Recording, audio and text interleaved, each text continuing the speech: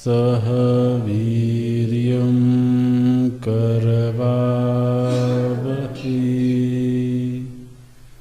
तेजस्विनावधीतमस्तु मा विद्विषावहै।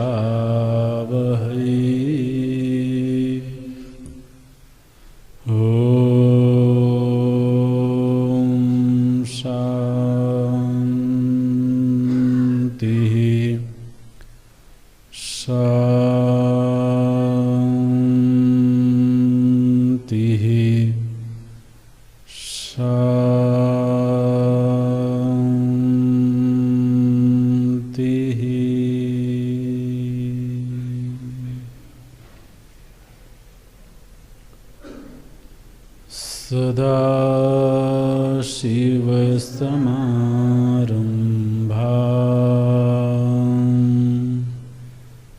शङ्कराचार्यमध्यमाम्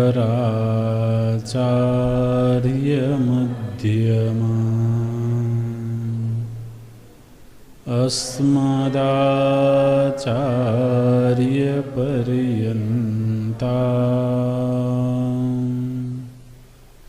वन्दे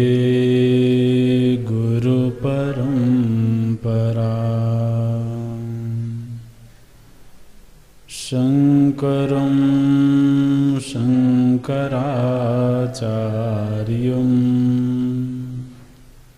केशवं वादरायणं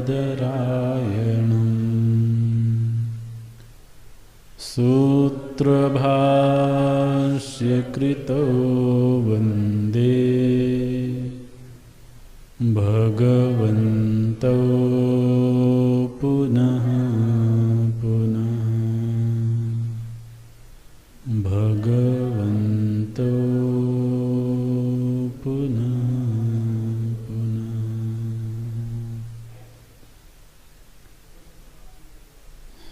मंगलाचरण का एक साथ पाठ करेंगे। अखंडं सच्चिदानन्दम् अवाङ्मनसगोचरम्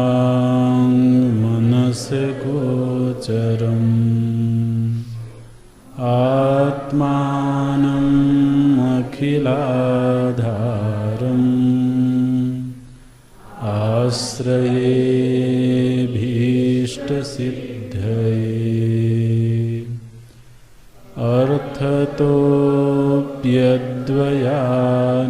अर्थतोऽप्यद्वयानन्दान् अतीतद्वैतभानतः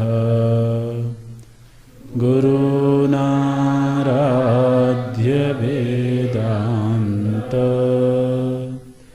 सारं वक्ष्ये यथामति सारं वक्ष्ये यथामति।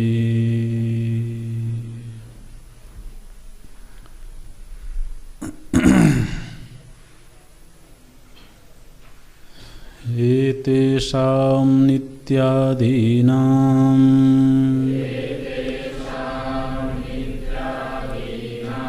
बुद्धिशुद्धिः परं प्रयोजनम्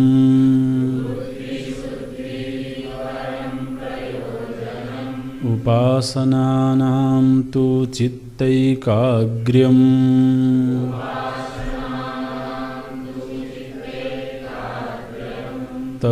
तमेतमात्मानं वेदानुवचनेन ब्राह्मणा विविदिशन्ति यज्ञेन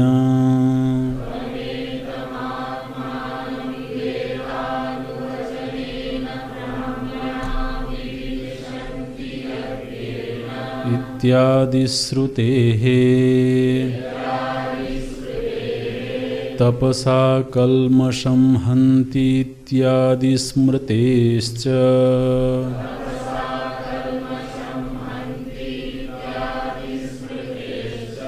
नित्यनैमित्तिकयोरुपासनानां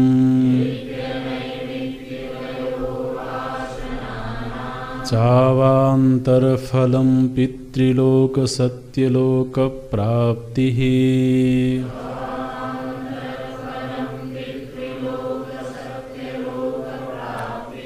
कर्मणा पितृलोको विद्यया देवलोक इत्यादि श्रुतेः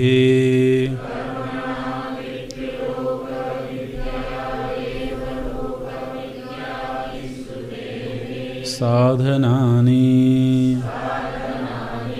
नित्यानित्यवस्तुविवेके हामुत्रार्थफलभोगविराग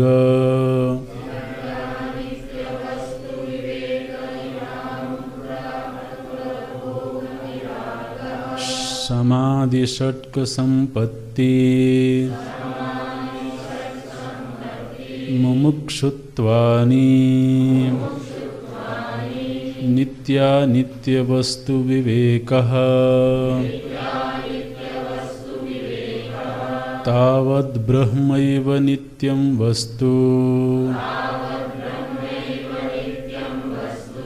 ततः अन्यत् अखिलम् अनित्यम् इति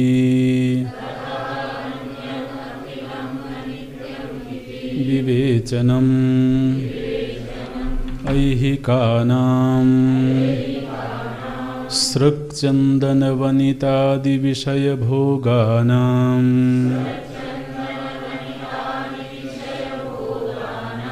कर्मजन्यतया अनित्यत्ववत् आमुष्मिकाणाम् अपि अमृतादिविषयभोगानाम् अनित्यतया तेभ्यो नितरां विरतिः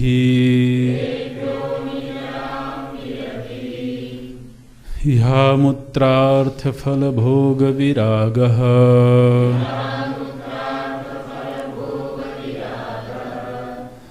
समस्तावत् समादयस्तु समदमोपरम तितिक्षा समाधानश्रद्धाख्याः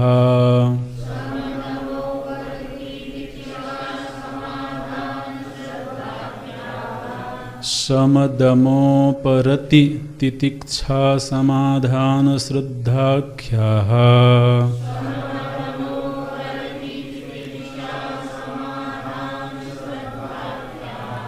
समस्तावत्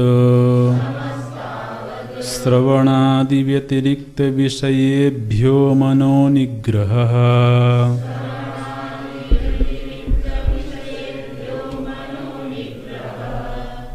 मनसो निग्रहः दमः बाह्येन्द्रियाणां तद्व्यतिरिक्तविषयेभ्यो निवर्तनम्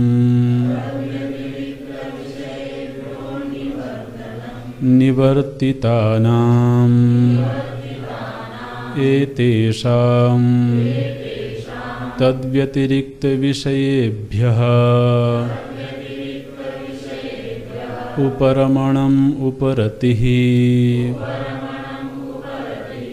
अथवा विहितानां कर्मणां विधिना परित्यागः तितिक्षा शीतोष्णादिद्वन्द्वसहिष्णुता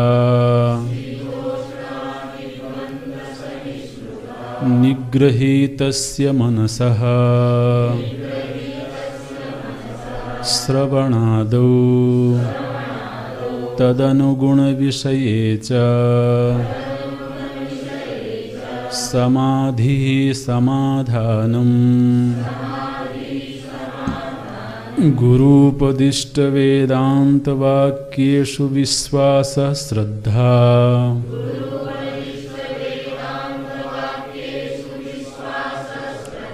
मुमुक्षुत्वं मोक्षेच्छा एवं भूतः प्रमाताधिकारी शान्तो दान्त इत्यादि श्रुतेः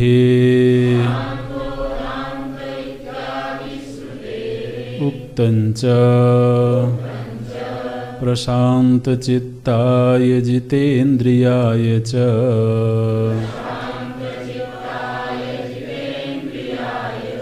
प्रहीणदोषाय यथोक्तकारिणे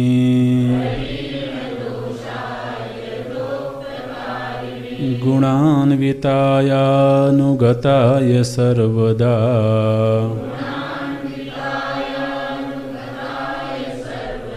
प्रदेयमेतत्सकलं मुमुक्षवे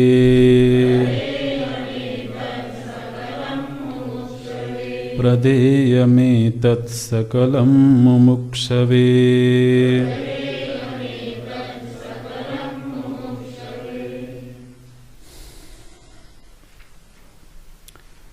आपको जो ग्रंथ दिया गया है उसमें कई जगहों पर त्रुटियां हैं, तो बीच बीच में जहाँ संभव होगा वो हम बताते रहेंगे। इसमें जिन्होंने भी छापा होगा तो ये शब्दों को अलग अलग करके इन्होंने प्रकाशित किया है। हालांकि वो समस्त पद हैं, समास है, तो वो त्रुटिपूर्ण है। जैसे 16वें पृष्ठ पर ऐहिका नाम तो अलग है, लेकिन सृक् चंदन वनितादि विषय भोगा नाम ये एक ही पद है। तो आप अपने समझने के लिए इसको जोड़ सकते हैं। अलग अलग करेंगे तो फिर उनमें विभक्ति लगेगी। इनमें किसी भी पद में विभक्ति नहीं है, अंतिम पद में जाकर के बहुवचन की विभक्ति है। तो इसलिए वो एक ही वाक्य है, सृक् चंदन वनितादि विषय भोगा नाम, ये एक पद है। फिर कर्मजन्यतया बीच में तोड़ दिया गया है, वो गलत है क्योंकि वहाँ पर संधि है। कर्मजन्यतया अनित्यत्व, वहाँ पर अ है तो कर्मजन्यतया अनित्यत्व, यहाँ पर दीर्घ संधि हुई है, तोड़ करके इन्होंने नित्यत्व बना दिया, वो गलत है। कर्मजन्यतया नित्यत्व ये एक ही पद है।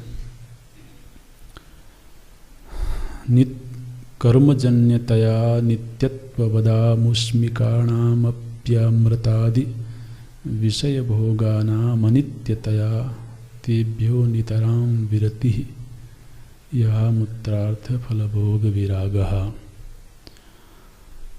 आगे जो श्लोक है असल में वो मूल वेदांत सार ग्रंथ में नहीं है। तो स्वामी जी ने जब इसकी व्याख्या लिखी होगी तो साथ में कोई श्लोक उद्धृत किया होगा उन्होंने, तो छापने वालों ने उसको भी वैसे ही मोटे अक्षरों में छाप दिया है। आपके ग्रंथ में जो श्लोक है गीता जी का, ते पुण्यमासाद्य सुरेंद्र लोकम, यह मूल वेदांत सार ग्रंथ में नहीं है। तो इसलिए आपको लगता होगा कि इसका पाठ तो हुआ नहीं। तो कोई बात नहीं, तो बीच बीच हम बताते रहेंगे। हम लोग देख रहे थे कि नित्य नैमित्तिक आदि कर्मों का जो परम प्रयोजन है वह बुद्धि शुद्धि है। हमने जीवन में समस्त कर्तव्य कर्मों का जो वेदांत की दृष्टि से परम प्रयोजन है वो बुद्धि की शुद्धि ही है। क्योंकि बुद्धि की निर्मलता ही वेदांत के लिए, वेदांत श्रवण के लिए एक अनिवार्य योग्यता है, अनिवार्य शर्त है। तो समस्त कर्मों का यही प्रयोजन होना चाहिए कि बुद्धि निर्मल हो जाए। दूसरा, उपासना नाम तो चित्तैकाग्र्यम्। उपासना का फल क्या बताया गया? बोले चित्त की एकाग्रता। ध्यान रखें, यहाँ पर चित्त की एकाग्रता का मतलब कंसंट्रेशन नहीं है। चित्त की एकाग्रता माने तो एक ही विषय में, एक ही विषय में चित्त रमण करे। एकाग्रता माने जब व्यक्ति के जीवन में अनेक आलंबन छूट जाएं। उपासना में होता क्या है? बोले व्यक्ति अपने जीवन में एक ही आश्रय को ग्रहण करता है। जो हमारे उपास्य हैं, जो हमारे आराध्य हैं, जब उन्हीं को हम अपना आश्रय बनाते हैं, बिना आश्रय सिद्धि के उपासना सिद्ध नहीं होती है। तो जीवन में आलंबन किसका लें? आलंबन में आश्रय। तो अपने सुख दुख के लिए, अपनी सुरक्षा के लिए किसका आश्रय लिया जाए? तो बोले जब कोई परमात्मा को ही अपना आश्रय बनाता है तो अन्य जो दूसरे दूसरे आश्रय हैं वो छूट जाते हैं। तो अन्य आश्रयों का छूट जाना और एक ही आश्रय में चित्त का लग जाना, यही एकाग्रता है। एक एव अग्रे अस्ति आश्रय रूपेण आलंबनतया एक एव अग्रे अस्ति। अनेक आलंबन अब नहीं हैं। जब तक ऐसा नहीं होता है तब तक व्यक्ति जीवन में बहुत सारे आलंबनों को संभाल के रखता है। परिजनों का भी आश्रय है, धन का भी आश्रय है, स्वास्थ्य का भी आश्रय है, घर का आश्रय है, अपने चाहने वालों का आश्रय है। तो व्यक्ति के आश्रय बहुत जगह पर बिखरे होते हैं। अब ये जो अनेक जगहों पर बिखरे हुए आश्रय हैं, जब कोई इनको समेट करके केवल प्रभु से जोड़ देता है, तभी तो असल में उपासना पकती है, उपासना सिद्ध होती है। अगर अन्य आश्रयों की भांति वह भी एक आश्रय है तो असल में वो अभी उपासना का तो बहुत ठीक ठीक अर्थ नहीं समझा गया है। तो चलो नौकरी भी कर लेते हैं, व्यापार भी कर लेते हैं, सगे संबंधियों का आश्रय भी बनाए रखें, पता नहीं कब ज़रूरत पड़ जाए। और एफडी तो खैर चाहिए ही चाहिए। तो वो तो बहुत बड़ा आश्रय है।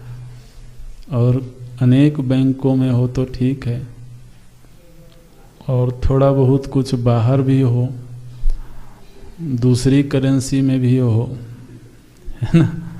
तो अनेक रूपों में हो। अब जीवन है भाई, कभी किसकी ज़रूरत पड़ जाए, कभी किसकी ज़रूरत पड़ जाए।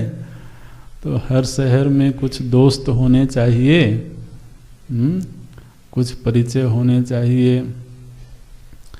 फिर कुछ क्लबों की मेंबरशिप ले लेते हैं,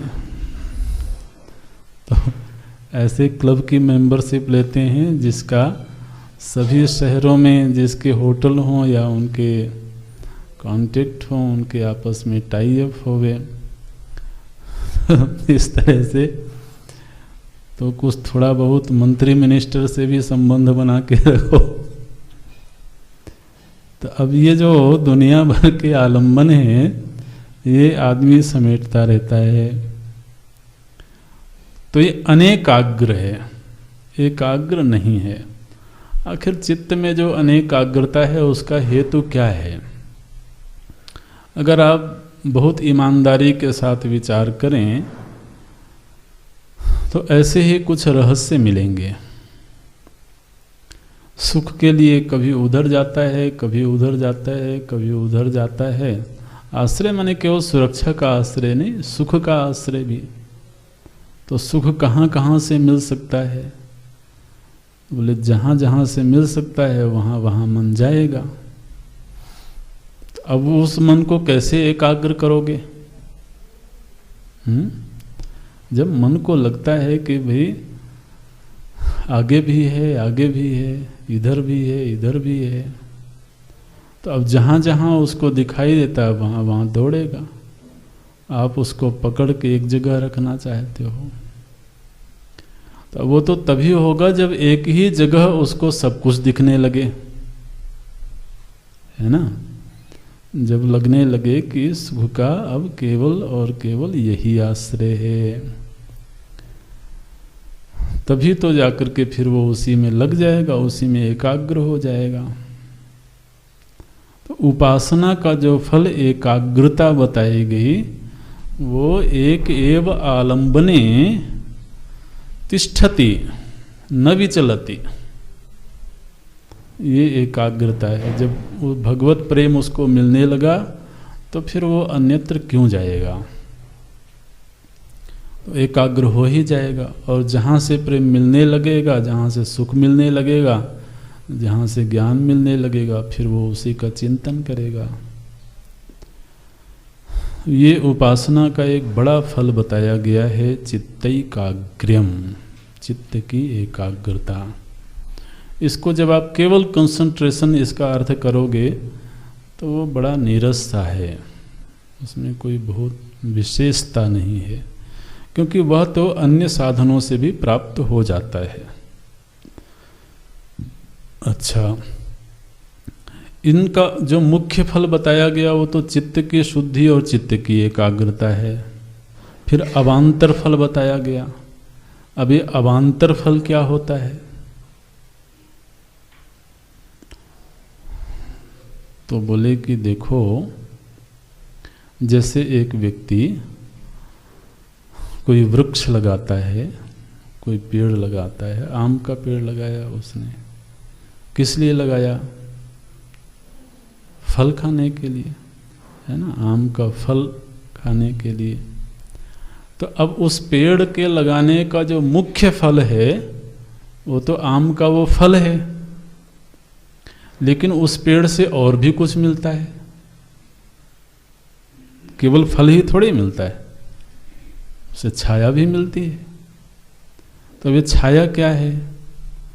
बोले उसका अवान्तर फल है। मुख्य फल तो है आम, लेकिन उस वृक्ष के लगाने के अवान्तर फल क्या हैं?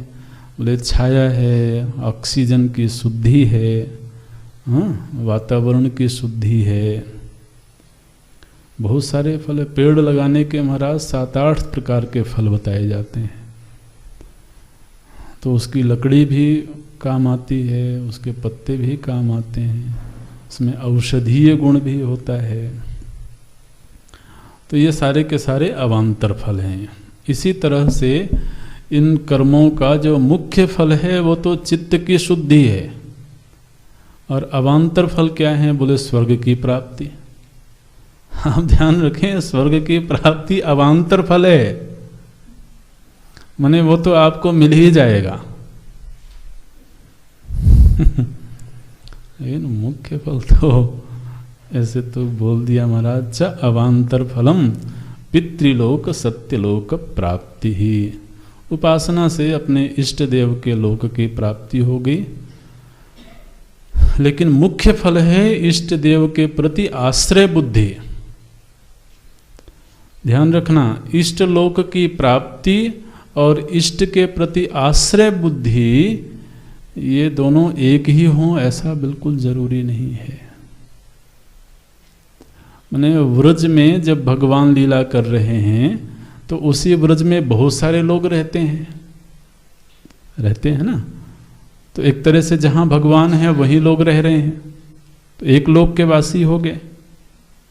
लेकिन क्या सभी व्रजवासी उन पर आश्रित हैं? सभी ने अपने जीवन का आश्रय उनको बनाया हुआ है? ऐसा बिल्कुल जरूरी नहीं है। तो इसलिए लोक प्राप्ति तो अवान्तर फल है। मुख्य फल क्या बताया गया? बोले आश्रय सिद्धि। वो फिर चाहे किसी भी लोक में रहे। तो ये है कर्मणा पितृलोकः विद्यया देवलोकः। कर्मणा माने जो नित्य नैमित्तिक आदि कर्म है उनसे पितृलोक की प्राप्ति होती है। पितृलोक का अर्थ आप स्वर्गलोक भी कर सकते हैं। और विद्यया माने उपासनया, उपासना के द्वारा देवलोक प्राप्ति ही, अपने इष्ट देव के लोक की प्राप्ति होती है। हालांकि यह बताने में कोई बहुत आचार्य को प्रयोजन नहीं था, क्योंकि वेदांत का प्रसंग है, तो वो वेदांत की दृष्टि से इन कर्मों का जो फल है चित्त शुद्धि, वही बताना मुख्य प्रयोजन था। अब जब किसी का चित्त शुद्ध हो गया, निर्मल हो गया, और उसको कर्म का अनुष्ठान करते करते यह सत्य पता लगा कि कर्म से जो भी फल प्राप्त होगा वो नित्य नहीं हो सकता है। अब देखिए महाराज, हम लोग ऐसा अनुभव करते हैं कि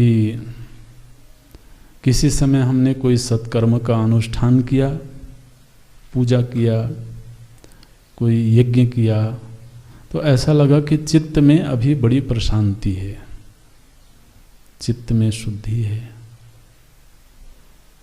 लेकिन कितनी देर के लिए?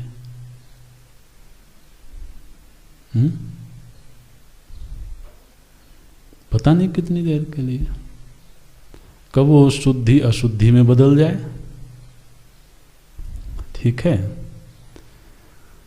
तो कर्म से जो भी उपलब्धि हुई, माने स्वर्ग आदि की बात अभी आप छोड़ दो, लेकिन अपने ही जीवन के अनुभवों का अगर विश्लेषण करें तो कर्म से जो भी उपलब्ध हुआ, हमने बड़ी मेहनत करके वस्त्र धुला,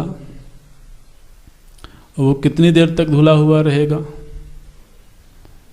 बोले मुश्किल से 3 दिन तक।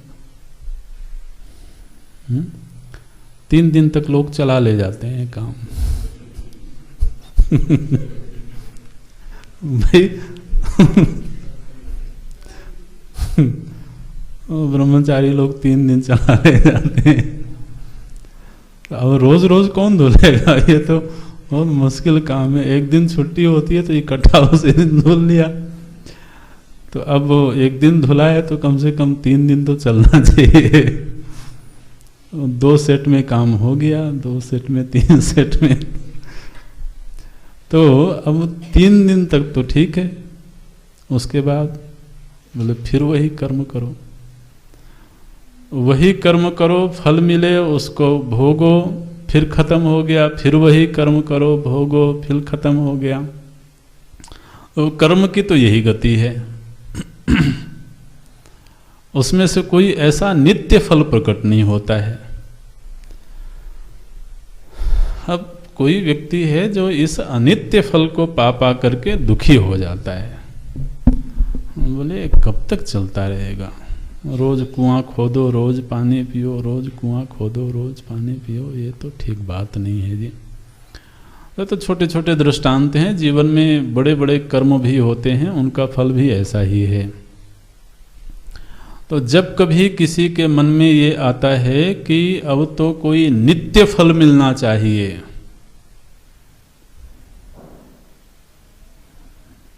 तब जाकर के फिर वो नित्य और अनित्य का विवेक करने के लिए तैयार होता है।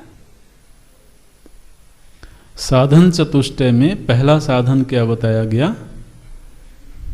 नित्यानित्य वस्तु विवेकः। अरे भाई, कोई क्यों ये विवेक करेगा? उसको क्या पड़ी है नित्यानित्य वस्तु विवेक करने की?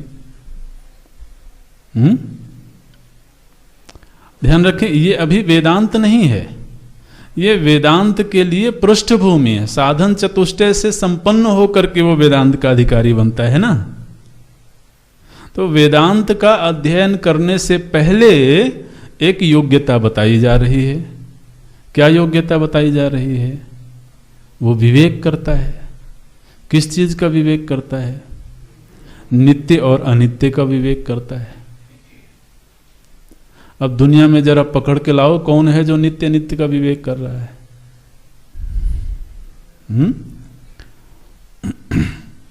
वो तो इस विवेक में लगा हुआ है कि किस व्यापार में कितना लाभ होगा, कौन सी डिग्री मिल जाने पर कौन सा पद मिल जाएगा, तो इस विवेक में लगा हुआ है। नित्य आदि अनित्य के विवेक में कौन लगा हुआ है? बोले नित्य और अनित्य के विवेक में वो प्रवृत्त होता है जो अनित्य से ऊब गया है।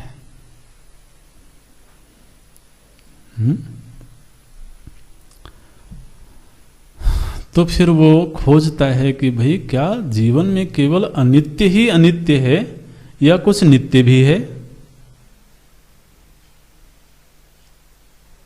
क्या यही जीवन की नियति है, हमेशा ही अनित्य की प्राप्ति होती रहे? तो माने कर्म से तो फिर व्यक्ति कभी छूट ही नहीं सकता है। कर्म करेगा, फल मिलेगा, फल खत्म हो जाएगा। तो फल खत्म हो गया, फिर बोले फिर से कर्म करो, फिर खत्म हो गया, फिर से कर्म करो, फिर खत्म हो गया। तो नित्य की चाहत जिसके मन में पैदा होती है, फिर वो नित्य और अनित्य का विवेक करता है। नित्य का और अनित्य का विवेक कैसे करता है? बोले वो गुरु की शरण में जाकर के, किसी संत की शरण में जाकर के पूछता है कि महाराज क्या जीवन में अनित्य अनित्य रहेगा या कुछ नित्य भी मिलेगा? और वो बता दें कि नहीं, कोई नित्य वस्तु भी है। तो फिर वो और इसमें भेद क्या है, नित्य और अनित्य में क्या भेद है, वो इस पर विचार करता है। तो साधनानि, साधन जो 4 बताए गए उनमें पहला है नित्यानित्य वस्तु विवेकः। अच्छा, जब नित्य और अनित्य का विवेक हुआ तो सोचता है कि मैं अब तक तो अनित्य वस्तुओं के पीछे दौड़ता रहा हूं और मिला कुछ भी नहीं। तो फिर वो अनित्य वस्तुओं से विरक्त होगा। तो इस विवेक के अनंतर ही वैराग्य प्रकट होगा। तो अगला फिर साधन बताया इहामूत्रार्थ फल भोग विरागः। इह और अमूत्र में प्राप्त होने वाले जो फल हैं उनसे वो विरक्त हो जाएगा। और ये 2 चीजें हो जाएं, नित्य अनित्य का विवेक हो जाए और अनित्य के प्रति वैराग्य हो जाए, तो महाराज मन में श्रम वैसे ही आ जाएगा, मन फिर शांत होने लगेगा।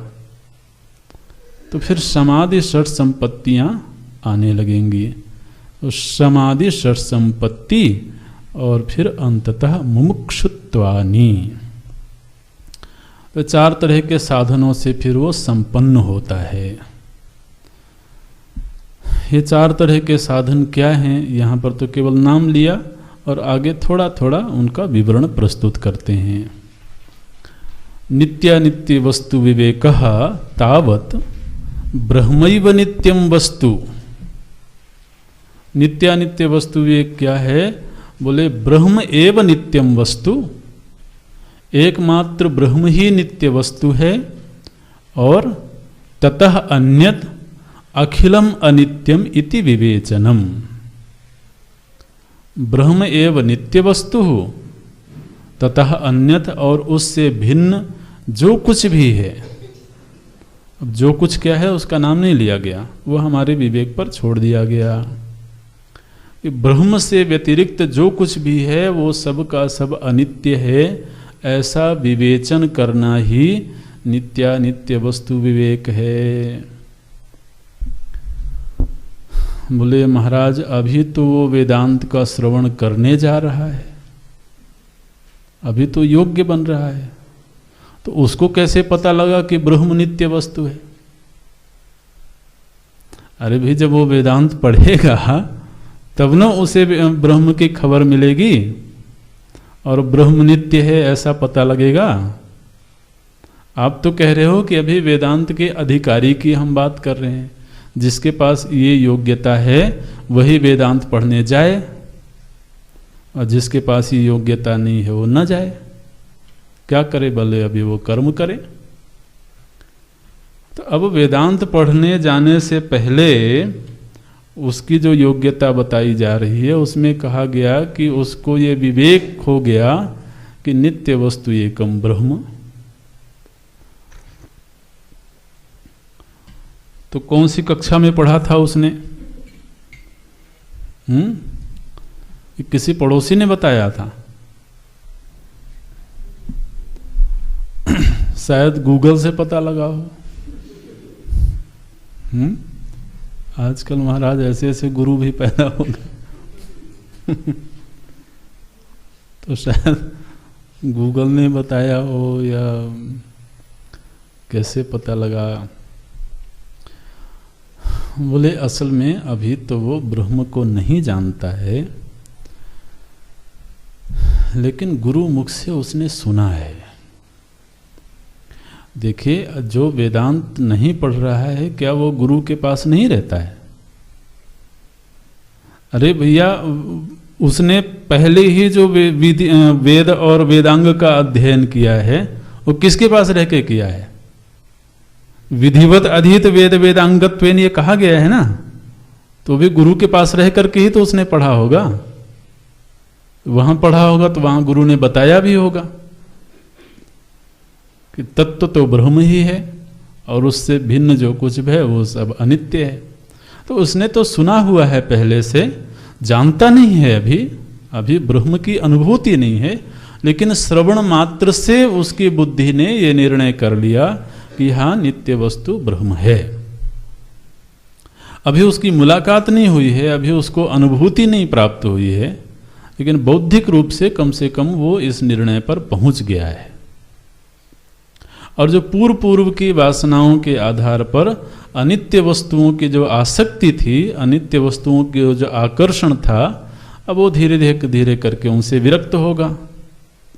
अब ये कोई एक दिन में घटने वाली घटना नहीं है। ध्यान रखना, ये जो यात्रा यहाँ बताई जा रही है ये कोई एक दिन की बात नहीं है, एक वर्ष की बात नहीं है, 2.5 वर्ष की बात नहीं है। बहूनां जन्मनां अन्ते ज्ञानवान मां प्रपद्यते। कीदृशः ज्ञानमस्ति? वासुदेवः सर्वम् इति ज्ञानवान माम प्रपद्यते। तो ये तो जीवन की एक दीर्घकालिक यात्रा है, लेकिन दीर्घकालिक यात्रा होवे तो होवे, शुरुआत तो कहीं से हो। तो शुरुआत कहाँ से हुई? बोले विवेक से शुरुआत हुई। उसने कम से कम ये निर्णय कर लिया। जीवन में इस निर्णय की प्राप्ति हो जाना भी एक बड़ी सिद्धि है, एक बड़ी उपलब्धि है। कई बार महाराज व्यक्ति 2.5 वर्ष वेदांत पढ़ लेता है और इस निर्णय पर नहीं पहुंच पाता। सच बात है। उसको फिर वही अनित्य वस्तुएं खींचने लगती हैं।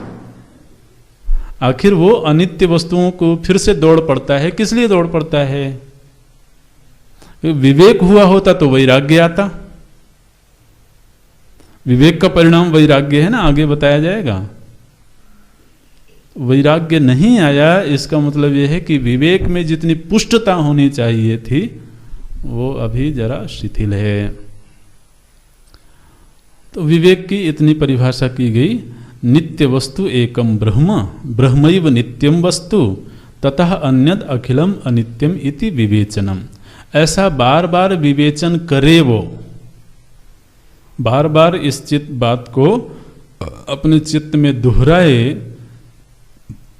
कि नित्य वस्तु तो ब्रह्म है, उससे पृथक जो कुछ भी है वो है तो सही, आकर्षक भी मालूम पड़ता है, लेकिन वो स्थायी नहीं है, नित्य नहीं है।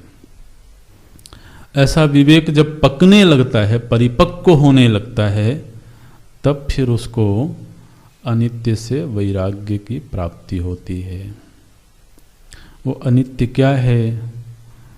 तो शुरू में तो परिभाषा की गई थी, यह अमूत्र फल भोग विरागः। यह मतलब यहाँ जो हमें इस लोक में मिल रहा है, और अमूत्र, अमूत्र माने वहाँ। अब वहाँ का अर्थ आप चाहे देश विदेश कर लो और चाहे स्वर्ग आदि लोक कर लो, अमूत्र शब्द का इतना ही अर्थ है वहाँ। वहाँ का अर्थ आपकी मर्जी है, आप जो करना चाहो। वहाँ के विषय में सुनता है व्यक्ति, यहाँ को देखता है। तो यहाँ को तो देख रहा है और वहाँ के विषय में सुना है। तो कोई यूरोप की यात्रा करके आया और उसने सुनाया, महाराज बहुत सुनाया। तो सुना सुना करके उसने हमारे अंदर इच्छा पैदा कर दी कि भाई कम से कम जीवन में एक बार तो जाना चाहिए। अच्छा, अभी इच्छा कैसे पैदा हुई? तुमने देखा क्या? बोले देख करके इच्छा नहीं हुई है, ये तो श्रवण सुयस वहां के यश का श्रवण करके मन में इच्छा जागी है। तो पैसा इकट्ठा करो, कम से कम एक बार तो होके आए, देखें तो सही। तो ये हमारा तो अमूत्र के विषय में सुना है, यह को देख रहा है, उसके सामने उपलब्ध है। क्या कह रहे हैं? ये व्यक्ति ऐसा है, थोड़ा अजीब सा व्यक्ति है, सामान्य नहीं है। सामान्य होता तो खुश रहता, जो भी मिला है ठीक है, लेकिन ये खुश नहीं है। यहाँ को पाकर के खुश नहीं है और वहाँ को सुन के खुश नहीं है, वो विरक्त है। क्या बोलते हैं? इहा मूत्रार्थ फल भोग विरागः। इह में क्या क्या आता है तो थोड़ा सा उसका विवरण कर देते हैं। ऐहिका नाम, ऐहिका नाम मतलब यहाँ प्राप्त होने वाले सृक चंदन वनितादि विषय भोगा नाम। सृक, सृक मने होता है माला, चंदन, वनिता, वनिता मने स्त्री या स्त्री के लिए पुरुष। सृक चंदन वनितादि विषय भोगा नाम। तो इस दुनिया में तो क्या भोग मिल रहा है? बोले यही सब भोग मिल रहे हैं। माला पहनने को मिल रही है। हाँ जी, ये कोई छोटा मोटा भोग थोड़ो है। माला पहनने को मिले चार लोगों के बीच में, चाहे भले वो माला पुरानी हो और उसमें कीड़ माला में कभी कभी कीड़े होते हैं, और जनाब तो पहना के चले गए और पता चला कि वो फूल के कीड़े धीरे से निकल के आपके कपड़े के अंदर प्रविष्ट हो गए। अब आप मंच में बैठे हो तो बस आनंद लो, चुपचाप हो गया क्योंकि अब वहां आप इधर उधर हो नहीं सकते हो। तो आखिर इज्जत भी कोई चीज है, तो ये सब होता रहता है। तो माला पहनना तो बड़ा अच्छा लगता है तो सृक चंदन, कोई तिलक लगाए, माला पहनाए और बाकी विलासिता की सामग्री होवे, तो ये सब तो इस दुनिया में मिल रहा है। ऐहिका नाम सृक चंदन वनिता आदि भोगा नाम। इन सब भोगों की स्थिति क्या है? बोले कर्मजन्यतया अनित्यत्ववत्। चूंकि ये जितनी चीजें हमें प्राप्त हुई हैं इस दुनिया में, ये कर्मजन्य हैं, कर्म से प्राप्त हुई हैं, इसलिए ये अनित्य हैं। तो जिस तरह से इस दुनिया में कर्म से प्राप्त हुई सृक चंदन वनितादि अनित्य हैं, अनित्यत्ववत्, ये एक तरह से हेतु बना दिया गया। ठीक इसी तरह से अमुष्मिकाणाम, इसी तरह से वहां भी कुछ चीजें प्राप्त होंगी। क्या प्राप्त होगा? बोले ऐसा सुना है हमने कि इंद्र देव अत्ता आदि जितने देवता हैं उनको अमृत की प्राप्ति होती है। यहां तो केवल माला ही पहनने को मिली महाराज, वहां जाओगे तो माला भी पहनने को मिलेगी और अमृत भी पीने को मिलेगा, सोमरस पीने को मिलेगा। तो आप समझो कि अमृत मिल गया। तो अमृत का मतलब तो होता है कि जिसको पीने से व्यक्ति मरे नहीं। आचार्य ने कह दिया बहुत चिंता मत करना, वहां भी लोग मरते हैं, तो फिर अमृत की बात क्यों करते हो? बोले ठीक है, कहने के लिए अच्छा है। बोले वो लोग भी कर्म से ही प्राप्त हुआ ना, तो यदि तो वह भी कर्म से प्राप्त हुआ है तो क्या बोलते हैं? अमुष्मिकाणाम अपि अमृतादि विषय भोगानाम, अमृत आदि जो विषय भोग हैं कैसे हैं? अनित्यतया, वो भी अनित्य ही हैं। अनित्य क्यों हैं? तो पूर्व में हेतु दिया गया था कर्मजन्यतया, यहां पर वो हेतु नहीं दिया गया, पूर्व के हेतु की यहां अनुवृत्ति होगी। तो जिस तरह से इस लोक में प्राप्त हुए विषय भोग कर्मजनित हैं, कर्मजनित होने के नाते अनित्य हैं, ठीक इसी तरह से उस लोक में भी प्राप्त होने वाले अमृत आदि जो भोग हैं वो भी कर्मजन्य होने के नाते अनित्य ही हैं। ऐसा जब वो विवेक करता है, और पूर्व में क्या विवेक किया है? नित्य वस्तु तो ब्रह्म है और उसको नित्य की आकांक्षा है, नित्य को वो पाना चाहता है। तो अब यदि वो नित्य को पाना चाहता है तो वो स्वर्ग को पाकर के भी प्रसन्न नहीं हो सकता है, क्योंकि वो भी अनित्य है। तो देखिए फिर क्या हुआ? अनित्यतया तेभ्यो नितराम विरति। फिर वो उन दोनों से ही, तेभ्यो माने उन दोनों से, उन दोनों का अर्थ क्या है? यहां प्राप्त होने वाले भोगों से भी और अमूत्र प्राप्त होने वाले भोगों से भी। बोले महाराज अमूत्र प्राप्त होने वाले भोग तो अभी प्राप्त ही नहीं है, तो वैराग्य होने का क्या सवाल है? और जब प्राप्त होंगे तब देखेंगे वैराग्य आता है कि नहीं आता है। बोले नहीं, प्राप्त नहीं हुए वो तो ठीक है, लेकिन आदमी सलाह देता रहता है ना। दुनिया में महाराज बहुत उपदेश सुनने को मिलता है। क्या सुनने को मिलता है? अच्छा कर्म किया करो, दान पुण्य किया करो, क्या होगा उससे? बोले उससे सद्गति मिलेगी, उससे अच्छे लोगों की प्राप्ति होगी। सुनता रहता है वो सत्कर्म क्यों कर रहे हो, दान पुण्य क्यों कर रहे हो? बोले उससे अच्छे लोगों की प्राप्ति होगी। अब जब इसने विवेक कर लिया तो ये कहता है मुझे अच्छे लोग भी नहीं चाहिए। तो अब जब अच्छे लोग भी, अगर पुण्य करके ही अच्छा लोग मिलना है तो पुण्य जिस दिन खत्म हो जाएगा उस दिन आप या तो ये गारंटी दो कि पुण्य खत्म होने पर भी मैं वहीं रहूंगा, ऐसा गारंटी कोई देता नहीं है।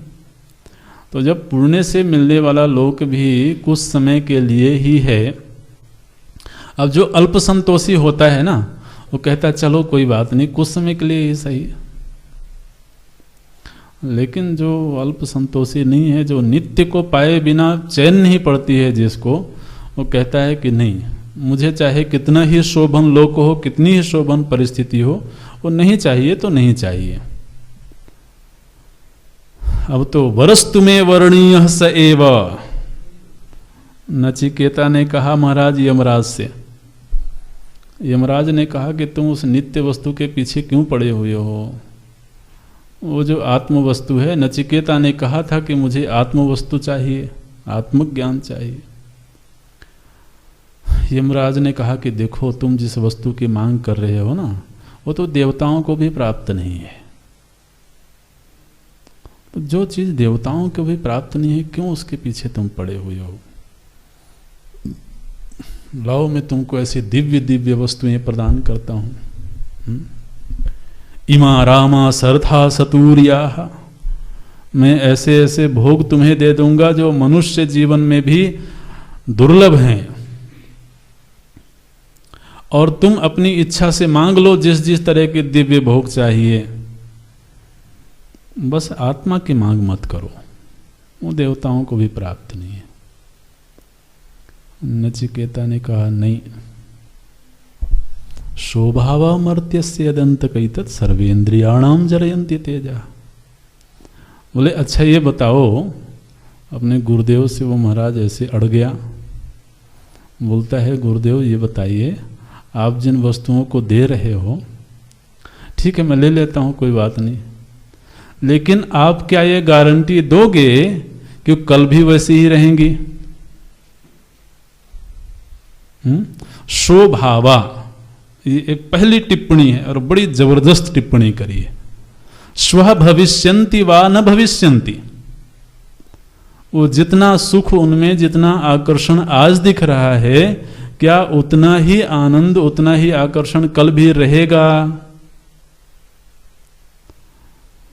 यमराज ने कहा ये गारंटी तो मैं नहीं दे सकता। तो बोले फिर आप नहीं गारंटी दे सकते तो मुझे ये वस्तु चाहिए भी नहीं। फिर उन्होंने कहा वरस्तु में वर्णीय से, मैंने पहले जिस वस्तु की मांग करी थी अभी भी मेरा वरदान वही है, उससे एक कदम मैं पीछे नहीं हटना चाहता।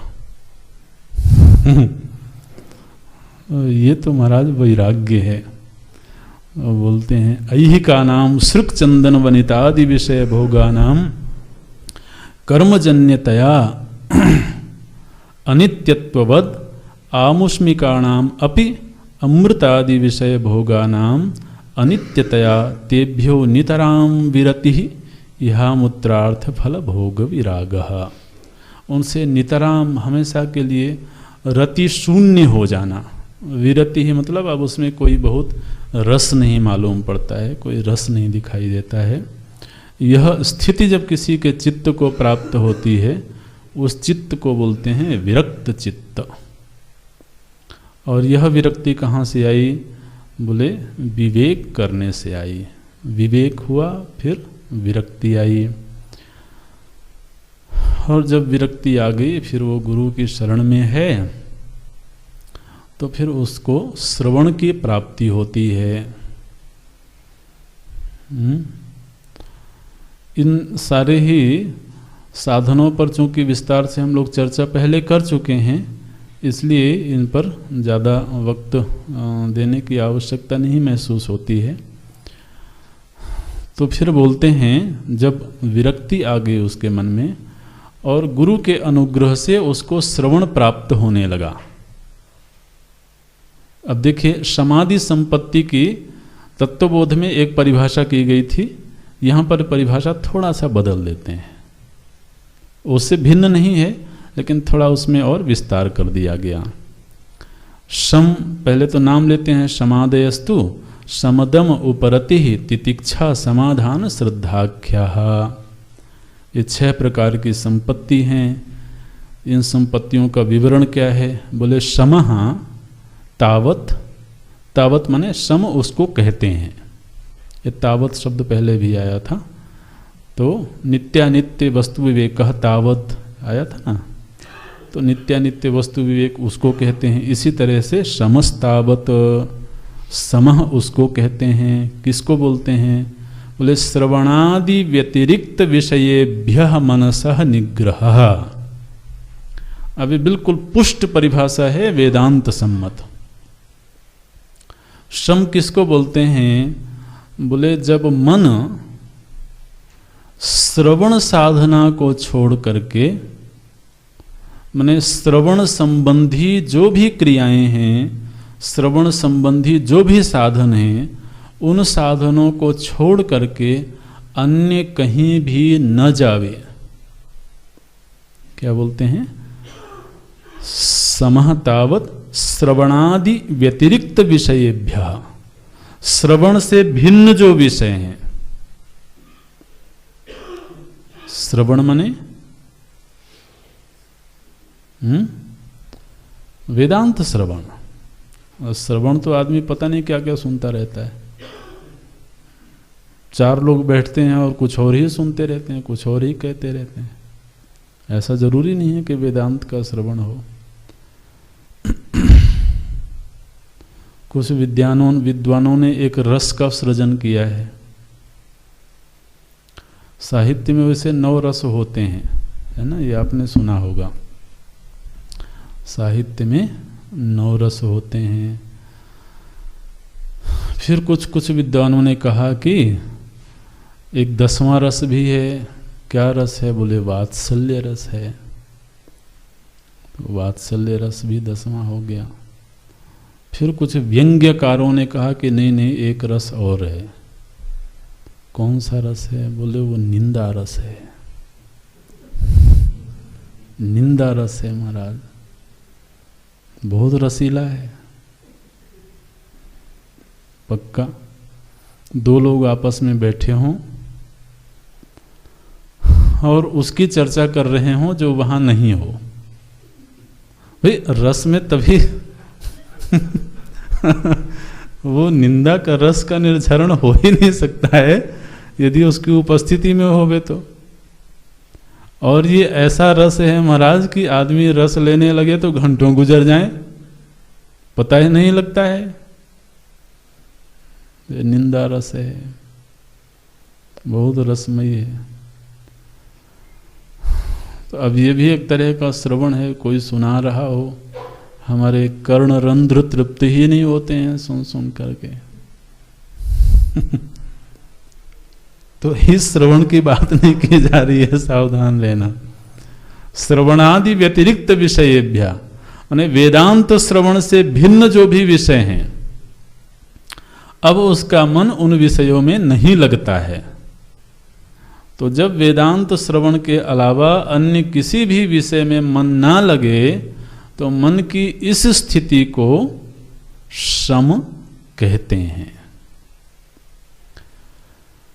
आप समझिए कि वेदांत के प्रति ऐसे उसका रस जग गया कि अब वो अगर 2-4 दिन भी कक्षा नहीं हो तो उसको अटपटा लगने लगता है। क्या बात हो गई, एक तरह का व्यसन हो जाता है महाराज। और ये व्यसन बहुत मंगलमयी है साधना की दृष्टि से। उस श्रवण से भिन्न विषय में जब मन बहुत देर तक ना लगे, कोई लगा भी दे तो थोड़ी देर लगे लेकिन जल्दी ही वहां से ऊब जाए, उपराम हो जाए। वेदांत का श्रवण हो, चाहे वो 2 लोगों के बीच में हो, चाहे कक्षा में हो, चाहे 4 लोगों के बीच में हो, लेकिन वेदांत से भिन्न किसी विषय में अब मन नहीं लगता है। यह मन की एक विशेष स्थिति है, ये शम कहलाती है। वहां पर हमने क्या पढ़ा था? मनोनिग्रह, है ना, केवल मन का निग्रह करना। अब यहां पर थोड़ा सा खोल दिया गया, किन विषयों से निग्रह करना? बोले श्रवण से जो भिन्न विषय हैं उनसे निग्रह कर लेना। मनसो निग्रह तो यहां भी कहा गया है, ठीक है, लेकिन मनसो निग्रह किससे बोलते हैं? श्रवणादि व्यतिरिक्त विषयेभ्यः निग्रह। दम क्या है? बोले बाह्येन्द्रियाणाम तद्व्यतिरिक्त विषयेभ्यः निवर्तनम। बिल्कुल परिभाषा वही है। तो जिस तरह से मन को वो वेदांत के अलावा और कहीं नहीं जाने देता है, ठीक इसी तरह से बाह्य इंद्रियों को तद व्यतिरिक्त, तद व्यतिरिक्त माने श्रवण व्यतिरिक्त, वहाँ तद का अर्थ श्रवण कर लेना। तो अब उसकी बाह्य इंद्रियां भी ऐसे किसी विषय में नहीं जाती हैं, इसको ध्यान देना। उसकी बाह्य इंद्रियां ऐसे किसी विषय में नहीं जाती हैं जिसको भोगने के बाद व्यक्ति की श्रवण साधना बाधित हो जाए। हाँ, माने बाह्य इंद्रियों से उसने कोई ऐसा विषय प्राप्त कर लिया जो उसके श्रवण में बाधक बन जाए। माने कोई ऐसी खबर मिल गई या कोई ऐसी चर्चा हो गई जिसने मन में खलबली मचा दी, अब उसका श्रवण में मन ही नहीं लगता है। तो ऐसे जो भी विषय हैं जो उसकी श्रवण साधना में बाधक बनते हैं, उन विषयों से भी वह अपने इंद्रियों को उपराम कर लेता है। दमः बाह्येन्द्रियाणाम तद व्यतिरिक्त विषयेभ्यः निवर्तनम। वहाँ से उसने बाहर निकाल लिया, तो वो अब ऐसा भोजन नहीं करता है जो उसके श्रवण में बाधक बने, ऐसा संग नहीं करता है जो उसके श्रवण में बाधक बने, ऐसी जगह पर नहीं जाता है जो उसके श्रवण में बाधा बने। इस तरह से है। तो तद व्यतिरिक्त विषयेभ्यः निवर्तनम। अच्छा, उसने वहाँ से तो अपने चित्त को बाहर निकाल लिया उन विषयों से जो उसके लिए बाधक थे। अब उसका मन लगे कहाँ? वहाँ से तो निवृत्त हो गया, वहाँ से अपने आप को उपराम कर लिया। लेकिन फिर निवर्तितानाम एतेषाम तद व्यतिरिक्त विषयेभ्य उपरमणम उपरतिः। देखिए, उपरति जो है यहाँ पर बड़ी सुंदर परिभाषा की गई है। क्या बोलते हैं कि व्यक्ति कभी कभी मर्यादा की वजह से अपने इंद्रियों को उन विषयों से उपराम कर लेता है। इंद्रियों से तो वो उपराम हो गया, लेकिन मन से उसके प्रति रस बुद्धि नहीं जाती है। इंद्रियां उपराम हो गई, लेकिन मन से महाराज वो उसी के रमण में लगा हुआ है। रमण में लगा हुआ माने रस बुद्धि बनी हुई है।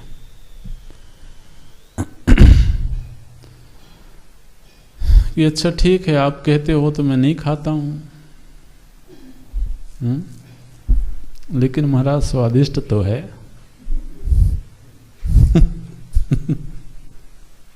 अब देखो ये क्या है, अंदर से जो रति है ना, वो रति अभी बनी हुई है।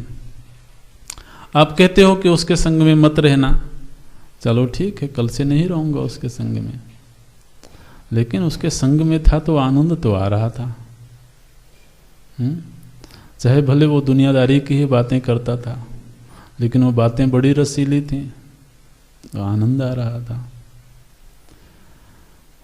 तो बाहर से उपराम हो जाने पर भी अंदर से उसके मन में जो रस बुद्धि है, वो रस बुद्धि बनी रहती है।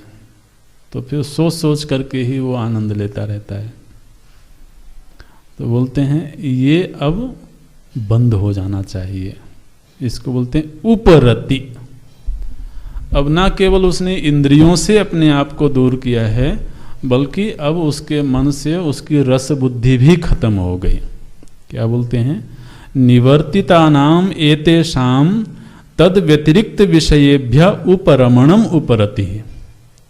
अब उसमें वो रमण भी नहीं करता है, मानसिक रूप से भी वो उसमें रमता नहीं है, उससे उपराम हो जाता है। इसको उपरति बोलते हैं। और उपरति का एक दूसरा भी यहाँ पर अर्थ किया है आचार्य ने, अथवा विहितानाम कर्मणानाम विधिना परित्यागः। या कि फिर श्रवण काल में अगर श्रवण प्रधान साधना कर रहा है तो उसके जो दूसरे जो विहित कर्तव्य कर्म थे, उन कर्तव्य कर्मों का भी वो त्याग कर देता है। अगर श्रवण प्रधान साधना हो गई तो जो उसके विहित कर्तव्य थे उन्हें भी वो छोड़ता है, क्योंकि उस समय पर उसे श्रवण प्रधान जीवन जीना है। तो उन कर्तव्यों का त्याग करना भी वो उपरति कहलाता है।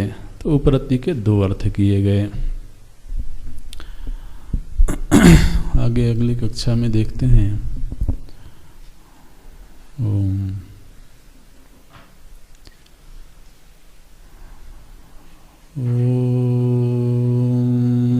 पूर्णमदः पूर्णमिदं पूर्णात् पूर्णमुदच्यते पूर्णस्य पूर्णमादाय पूर्णमेवावशिष्यते।